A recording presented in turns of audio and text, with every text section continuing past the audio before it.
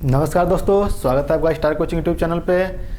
यह अनुपात समानुपात का पार्ट 5 है। इसके पहले 4 वीडियो और अपलोड हो चुका है, तो जो लोग उस वीडियो को नहीं देखे हैं तो उन वीडियो को आप प्लेलिस्ट में जाकर देख सकते हैं, या फिर उन वीडियो का लिंक इस वीडियो के डिस्क्रिप्शन में मिल जाएगा। तो आज का पहला क्वेश्चन देखते हैं। 675 रुपये को ए और बी में 5 संबंध 4 यानी 5:4 के अनुपात में विभक्त कीजिए। तो 675 रुपये को ए और बी में 5 संबंध 4 के अनुपात में बांटना है, यानी 5:4 में बांटना है। तो यहाँ पर देखिए ए और बी, यानी ए को 5 और बी को 4, यानी अनुपात यही होगा। यहाँ लिख सकते हैं माना ए को मिला धन, माना ए को मिला धन बराबर 5x, यानी 5x हो जाएगा। तो ए को मिला धन बराबर 5x और बी तथा बी को मिला धन बराबर, देखिए बी का मान 4 है तो 4x। तो ए को मिला धन बराबर 5x और बी को मिला धन बराबर 4x। अब इन दोनों को जब जोड़ेंगे तो 675 रुपये के बराबर होगा, क्योंकि 675 रुपये को ही ए और बी में बांटना है, और वो भी 5-4 के अनुपात में। तो ए का मान 5x, ए का धन 5x और बी का धन जो होगा 4x होगा। तो फिर इन दोनों को जोड़ेंगे तो 675 रुपये के बराबर होगा। तो यहाँ लिखेंगे प्रश्नानुसार, प्रश्नानुसार। तो प्रश्नानुसार होगा 5x + 4x बराबर 675। तो 675 के बराबर कर देंगे। अब इन दोनों को जोड़ेंगे तो 5 और 4 9x होगा, और 9x बराबर 675 होगा। अब 9 जाके इस पे हर बनेगा, तो x बराबर होगा 675/9। x बराबर 9 से काटेंगे तो 9 × 63, या फिर यहाँ भाग देकर ही चेक कर लीजिए। तो ये हो जाएगा 9 × 63 होगा, और भाग दे दिए 9 × 63, और यहाँ पे 4 होगा, फिर यहाँ 5 आएगा तो 9 × 5 = 45, तो 75 होगा। तो यहाँ पे जब काटेंगे यह तो 75 बार में टोटल कटेगा, ये रफ है। तो यहाँ पर x का मान 75 आ जाएगा। x का मान 75 आ गया। अब इसके नीचे आप लिख सकते हैं, इसके नीचे आप लिख लीजिएगा, जगह नहीं है तो हम यहाँ लिख रहे हैं ए को मिला धन, ए को मिला धन बराबर, तो 5 × x का मान कितना आया 75 आया, तो यहाँ 75 रखेंगे। तो बराबर 75 का गुणा जब 5 में करेंगे तो यह हो जाएगा 375 रुपये, 375 रुपये होगा। और दूसरा निकालते हैं बी का, तो बी को मिला धन बराबर 4x है, तो 4 गुणे, और x का मान कितना है 75 है, तो यहाँ 75 रख लें। तो जब 4 का गुणा 75 में करेंगे तो यह हो जाएगा 300। 75 दूना 150, और 150 दूना फिर 300 हो जाएगा, तो 300 रुपये होगा, और यही आंसर होगा। उम्मीद है कि क्वेश्चन आपको समझ में आया होगा। अब चलिए दूसरा क्वेश्चन देखते हैं। अगर समझ में नहीं आया होगा तो इसको एक बार फिर देखिए। दूसरा क्वेश्चन दिया है 7 संबंध 13, यानी 7:13 के प्रत्येक पद में छोटी से छोटी कौन सी संख्या जोड़े की नई संख्या है 2:3 के अनुपात में हो, यानी 2:3 के अनुपात में हो। तो यहाँ पर देखिए 7 और 13 में प्रत्येक पद में, नहीं 7-13 के प्रत्येक पद में वो में छोटी से छोटी कौन सी संख्या जोड़े कि नई संख्याएं 2 और 3 के अनुपात में हो। तो 2-3 के अनुपात में होना चाहिए।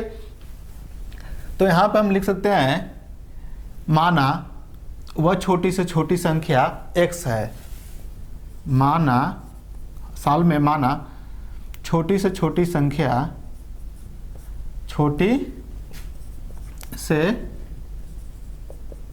छोटी संख्या बराबर एक्स। एक्स मान लिए, छोटी से छोटी संख्या एक्स हो गया। अब यहाँ लिखेंगे प्रश्नानुसार। प्रश्नानुसार किस में छोटी छोटी संख्या जोड़ना है, तो इसमें जोड़ना है छोटी छोटी संख्या। यहाँ लिखेंगे 7 और 7 13 का रेशियो है, तो इसको 7/13 लिख सकते हैं। 7/13 लिख दिए। दोनों में x जोड़ना है, ऊपर भी x जोड़ दिए और नीचे भी x जोड़ दिए बराबर। अब ये कितना मिल जाएगा, दोनों में जब x जोड़ देंगे तो यह 2-3 का रेशियो मिलेगा। इसको लिख सकते हैं 2/3। भिन्न में इसको लिख सकते हैं। तो अब यहाँ से इसको तिर्यक गुणा करके सॉल्व कर सकते हैं। तो इसका गुणा इसमें करेंगे 3 × 21 प्लस 3x होगा और बराबर इसका जब इसमें गुणा करेंगे तो 13 दूना 26 होगा प्लस और 2 का गुणा जब x में होगा तो यह हो जाएगा 2x। अब रैखिक समीकरण के अनुसार इसको पक्षांतर करके सॉल्व कर लें। तो 3x यहाँ पे है और 2x यहाँ पे, तो 2x इधर आएगा, तो 3x ऐसे यहाँ पर रहेगा और 2x जब इधर आएगा तो प्लस का है तो यहाँ -2x हो जाएगा। अब बराबर ये 26 है तो 26 यहाँ रहेगा और ये 21 प्लस का है, तो जब बराबर को उधर जाएगा तो यह माइनस हो जाएगा, तो हो जाएगा -21। 3x से 2x घटेगा तो यहाँ पर होगा x और 26 में से 21 घटाएंगे तो 5 होगा। तो संख्या क्या होगा 5 और यही आंसर होगा। तो यहाँ लिख सकते हैं अतः वह छोटी से छोटी संख्या बराबर 5। तो यहाँ लिख सकते हैं अतः वह छोटी से छोटी संख्या बराबर 5, या ये भी लिख सकते हैं अभीष्ट और छोटी संख्या 5 होगा, यही आंसर होगा। उम्मीद है कि क्वेश्चन आपको समझ में आया होगा। अगर समझ में न आए तो एक बार इसको फिर से देख लीजिए। अब तीसरा क्वेश्चन देखते हैं। तीसरा क्वेश्चन दिया है 15-19 के प्रत्येक पद में, यानी 15 संबंध 19 है तो 15/19 के प्रत्येक पद में क्या घटाया जाए, यहाँ पर घटाया जाए, क्या घटाया जाए कि नई संख्याएं 3-4 के अनुपात में हो जाए। सेम वैसे ही क्वेश्चन है, वहाँ पे हम लोग जोड़े थे और यहाँ पे घटाएंगे। तो लिखें यहाँ पे माना वो संख्या x है, तो यहाँ देखिए क्या घटाया जाए कि नई संख्या, तो क्या घटाया जाए x। तो माना घटाई जाने वाली संख्या, माना घटाई जाने वाली संख्या बराबर x। तो घटाई जाने वाली संख्या को हम x मान लिए। प्रश्नानुसार घटाई जाने वाली संख्या को x मान लिए, तब प्रश्नानुसार, अब प्रश्न के अनुसार यानी जो प्रश्न करा उसके अनुसार, तो यहाँ 15 है तो 15/19 इसको लिख सकते हैं रेशियो को। तो 15/19 लिख दिए और इसमें से x घटाना है, तो यहाँ भी x घटा दिए और यहाँ भी x घटा दिए। इसको चाहे तो हम ऐसे भी लिख सकते हैं, एक तरीका और है, यहाँ पर लिख सकते हैं 15 - x और रेशियो फिर 19 - x, ऐसे भी कर सकते हैं। और यहाँ पे लिख सकते हैं 3/4, यहाँ पर ऐसे कर सकते हैं इसको। और फिर वहाँ से जब लिखेंगे तो 15x और इसके नीचे आ जाएगा बटे, ये हो जाएगा और बराबर यह है, और इसको भी लिखेंगे जब तो 3/4 होगा। तो हम चाहें तो स्टार्टिंग यहाँ से ले सकते हैं या फिर डायरेक्ट यहाँ से ले सकते हैं, दोनों सही होगा।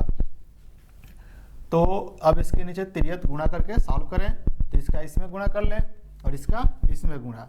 तो इसका जब इसमें गुणा करेंगे तो 19×3 = 57 होगा, माइनस और x का जब गुणा होगा तो यह 3x बराबर 4 का गुणा जब 15 में करेंगे तो 15×4 = 60 होगा और माइनस 4 का गुणा जब x में करेंगे तो यहाँ होगा 4x।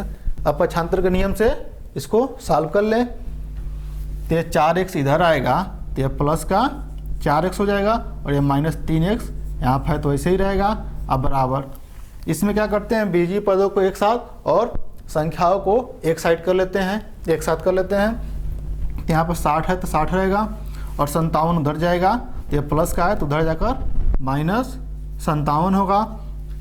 तो यहाँ पे देखिए 4x से जब 3x घटाएंगे तो होगा यहाँ पे x बराबर 60 में से 57 घटाएंगे तो यहाँ पर 3 होगा और यही इस सवाल का आंसर होगा। तो उम्मीद है क्वेश्चन आपको समझ में आया होगा। चलिए अब चौथा क्वेश्चन देखते हैं। चौथा क्वेश्चन दिया है दो प्राकृत संख्याएं 3 5 के अनुपात में है तथा इनका गुणनफल 2160 है, यानी 2160 है।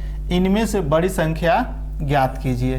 तो इनमें से बड़ी संख्या ज्ञात करना है और दो प्राकृत संख्याएं जो है वह 3 5 के अनुपात में है और उनका गुणनफल 2160 है। तो इनमें से बड़ी संख्या ज्ञात करनी है। तो आपको तो पता है जिसका रेशियो ज़्यादा होता है वही संख्या ज़्यादा होती है। तो यहाँ पर देखिए रेशियो या 5 है, 3 से ज़्यादा है तो यही संख्या बड़ी वाली होगी। लेकिन इस 5 का मान कितना होगा ये तो क्लियर नहीं है। तो उसको निकालने के लिए हम पहली संख्या को 3x और दूसरी संख्या को 5x मान सकते हैं। तो यहाँ लिखें हल में, माना पहली संख्या बराबर 3x तथा दूसरी संख्या बराबर 5x। तो दो संख्या मान लिए, पहली संख्या 3x और दूसरी संख्या यहाँ पर लिख सकते हैं दूसरी संख्या 5x हो गया। प्रश्नानुसार